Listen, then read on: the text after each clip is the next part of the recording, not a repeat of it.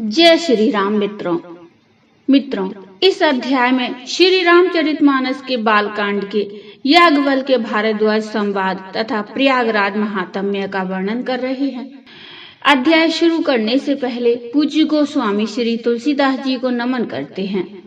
अब रघुपति पद पंकरुह हिय धरि पाई प्रसाद, करहूं जुगल मुनिवर्य कर मिलन सुभग संवाद। मैं अब श्री रघुनाथ जी के चरण कमलों को हृदय में धारण कर और उनका प्रसाद पाकर दोनों श्रेष्ठ मुनियों के मिलन का सुंदर संवाद वर्णन करता हूँ। अब चौपाई शुरू होती है। भरद्वाज मुनि बसहि प्रयागा, तिनहि राम पद अति अनुरागा।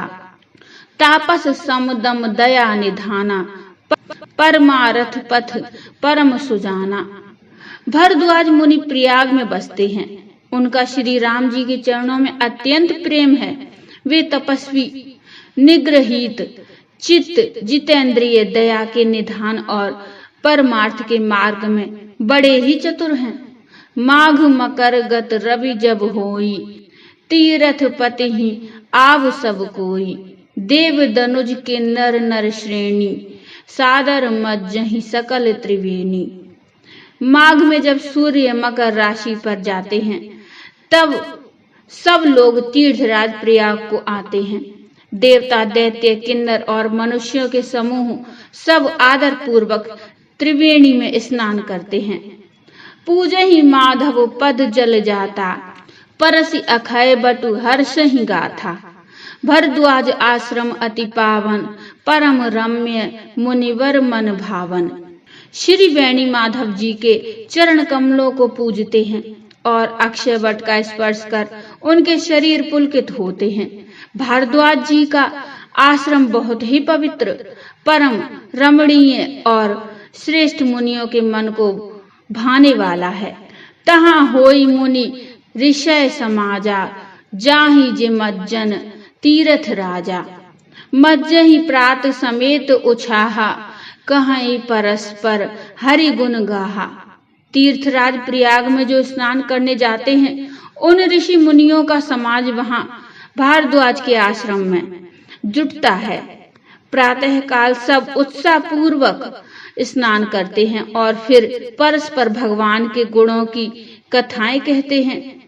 अब दोहा आता है। ब्रह्म निरूपण धर्म विधि, बरनहि तत्व विभाग।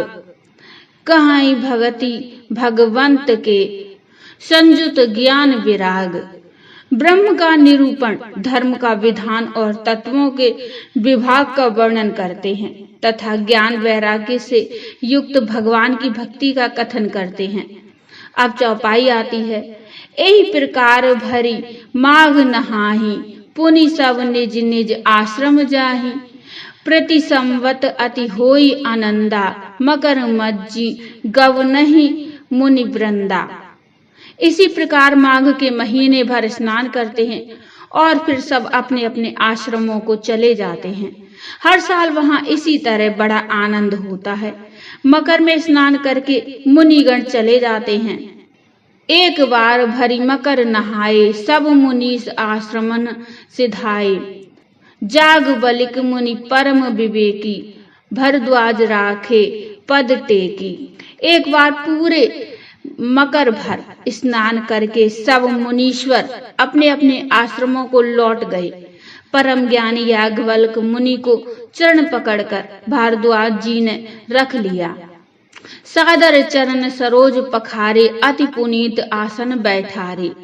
करी पूजा मुनि सुजसु बखानी, बोले अति पुनीत मृदुवानी। आदर पूर्वक उनके चरण कमल धोए और बड़े ही पवित्र आसन पर उन्हें बैठाया। पूजा करके मुनि याज्ञवल्क्य जी के सोयस का वर्णन किया और फिर अत्यंत पवित्र और कोमल वाणी से बोले। नाथ एक संसौ बड़ मोरे, करगत वेद तत्व सब तोरे। कहत सुमोहि लागत भय लाजा, जो न कहूं बड़ होई अकाजा। हे नाथ, मेरे मन में एक बड़ा संदेह है। वेदों का तत्व सब आपकी मुट्ठी में है, अर्थात आप ही वेद का तत्व जानने वाले होने के कारण मेरा संदेह निवारण कर सकते हैं। पर उस संदेह को कहते मुझे भय और लाज आती है। भय इसलिए कि कहीं आप यह न समझें कि मेरी परीक्षा ले रहा है। लाज इसलिए कि इतनी आयु बीत गई, अब तक ज्ञान न हुआ, और यदि नहीं कहता तो बड़ी हानि होती है, क्योंकि अज्ञानी बना रहता हूँ। अब दोहा आता है, संत कहाई असी नीति प्रभु, श्रुति पुराण मुनि गाव, होई न विमल विवेक उर, गुरु नर किए दुराव। हे प्रभु, संत लोग ऐसी नीति कहते हैं और वेद पुराण तथा मुनिजन भी यही बतलाते हैं कि गुरु के साथ छिपाव करने से हृदय में निर्मल ज्ञान नहीं होता। अब चौपाई आती है, अस विचार प्रगटऊ निज मोहू, हरऊ नाथ करी जन पर छोहू, राम नाम कर अमित प्रभावा, संत पुराण उपनिषद गावा। यही सोचकर मैं अपना अज्ञान प्रकट करता हूँ। हे नाथ, सेवक पर कृपा करके इस अज्ञान का नाश कीजिए। संतों, पुराणों और उपनिषदों ने राम नाम के असीम प्रभाव का गान किया है। संतत जपत शंभु अविनाशी, शिव भगवान ज्ञान गुण राशि, आकर चारि जीव जग आहाई, काशी मरत परम पद लहाई। कल्याण स्वरूप ज्ञान और गुणों की राशि अविनाशी भगवान शंभु निरंतर राम नाम का जाप करते रहते हैं। संसार में 4 जाति के जीव हैं। काशी में मरने से सभी परम पद को प्राप्त करते हैं। सौंपी राम महिमा मुनि राया, शिव उपदेश करत करिदाया, राम कवन प्रभु पूछऊं तोहि, कहिए बुझाई कृपा निधि मोहि। हे मुनिराज, वह भी राम नाम की ही महिमा है, क्योंकि शिव जी महाराज दया करके काशी में मरने वाले जीव को राम नाम का ही उपदेश करते हैं। इसी से उनको परम पद मिलता है। हे प्रभु, मैं आपसे पूछता हूँ कि वे राम कौन हैं? हे कृपा निधान, मुझे समझाकर कहिए। एक राम अवधेश कुमारा, तिनकर चरित विदित संसारा, नारी विरह दुख लहेउ अपारा, भयउ रोसु रन रावण मारा। एक राम तो अवध नरेश दशरथ जी के कुमार हैं। उनका चरित्र सारा संसार जानता है। उन्होंने स्त्री के विरह में अपार दुख उठाया और क्रोध आने पर युद्ध में रावण को मार डाला। अब दोहा आता है, प्रभु सोई राम की अपर को, जाहि जपत त्रिपुरारी, सत्य धाम सर्वज्ञ तुम, कहूँ विवेक विचारी। हे प्रभु, वही राम हैं या और कोई दूसरे हैं जिनको शिव जी जपते हैं? आप सत्य के धाम हैं और सब कुछ जानते हैं। ज्ञान विचार कर कहिए। जैसे मिटे मोर भ्रम भारी, कहूँ सो कथा नाथ विस्तारी, जाग बलिक बोले मुस्काई, तुम ही विदित रघुपति प्रभुताई। हे नाथ, जिस प्रकार से मेरा यह भारी भ्रम मिट जाए, आप वही कथा विस्तार पूर्वक कहिए। इस पर याज्ञवल्क्य जी मुस्कुराकर बोले, श्री रघुनाथ जी की प्रभुता को तुम जानते हो।